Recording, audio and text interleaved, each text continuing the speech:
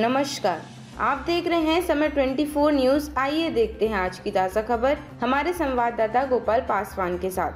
RPI गुट के नवी मुंबई जिला अध्यक्ष महेश खरे का जन्मदिन नवी मुंबई के नेरुल इलाके में उनके चाहने वाले और उनके साथियों ने बड़ी ही धूमधाम से मनाया है। इस मौके पर उनके चाहने वालों ने उनके बारे में बताते हुए कहा कि महेश खरे हमेशा से नवी मुंबई के हित के बारे में सोचते हैं और उन्होंने नवी मुंबई में रहने वाले सभी जात और धर्म के लोगों का काम करते आ रहे हैं। लोगों की हर छोटी बड़ी समस्या और उनके सुख दुख में हमेशा खरे हमेशा उनके साथ खड़े रहते हैं और उनकी समस्या दूर करने का काम करते नजर आते हैं। तो ये थी हमारे संवाददाता गोपाल पासवान की रिपोर्ट। हमारे साथ जुड़ने के लिए संपर्क करें हमारे इस नंबर पर 9867733545। हे नक्की आहे, पण मला ह्या जन्मदिनानिमित्ताने लोकांना संदेश द्यायचा आहे की बाबांनो, आपण आपल्या जीवनामध्ये काय केलं आहे याच्या पलीकडे आपण काय करणार आहोत भविष्यामध्ये।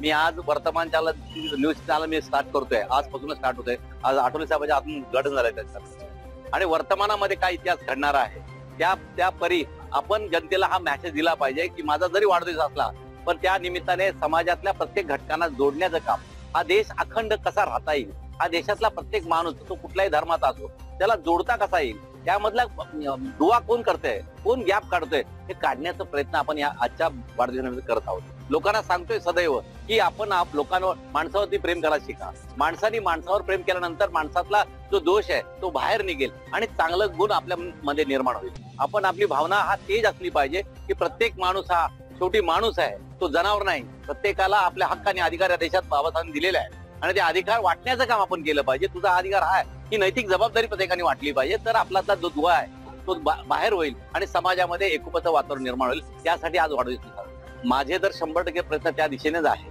कारण कुठलाही पक्ष आज अजून अस्थिर आहे। जो भी पक्ष नवी मुंबईतला काम करणार आहे तो स्थिर नाही कुठलाच।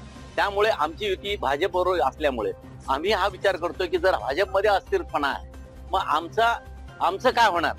या भविष्यासाठी आम्ही प्रयत्न करत आहोत की भविष्यामध्ये सर्वच पक्ष एकत्र आम्हाला रिपब्लिकन पक्षाला न्याय देईल। आणि रिपब्लिकन पक्षाला न्याय काय दिला पाहिजे की आंबेडकर चळवळ हे जिवंत राहिली पाहिजे आणि त्यासाठी की त्यांनी सत्तेत सभा घेऊन समाजाच्या हिताचं काम केलं पाहिजे। आज जो गॅप आहे समाज हिताचा तो गॅप भरून काढण्यासाठी रिपब्लिकन पार्टी ऑफ इंडियाचे कार्यकर्ते जर सत्तेत गेले तर तो बाबासाहेबांची लोकशाही जिवंत राहावी त्यासाठी ते प्रयत्न करतील आणि तेच प्रयत्न आमच्या सातत्याने राहील की आंबेडकर चळवळ जर जिवंत राहिली तर ह्या देशातली एकता आणि अखंडता कायम जिवंत राहील।